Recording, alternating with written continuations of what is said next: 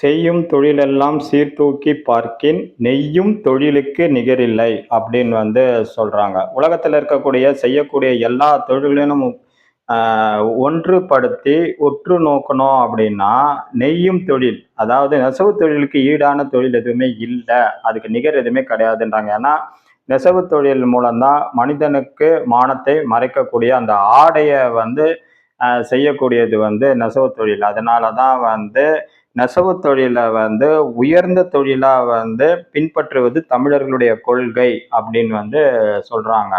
இப்போ ஆண் பெண் ரெண்டு பேருமே உடுத்தக்கூடிய அந்த உடைக்கு பல்வேறு தமிழ் சொற்கள் இருக்கு.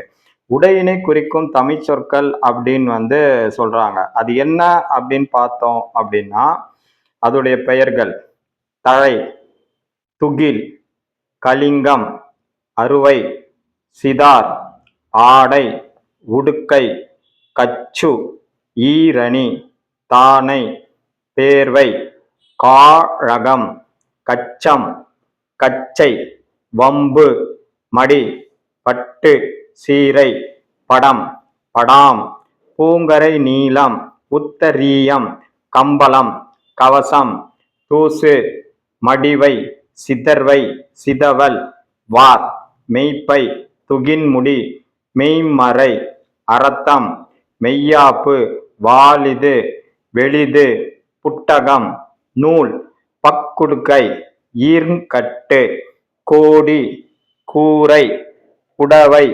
மாகனி, பட்டம், இவைகள் தான் ஆண் பெண் இரண்டு பேரும் உடுத்தக்கூடிய உடையினை குறிக்கும் தமிழ் சொற்கள்.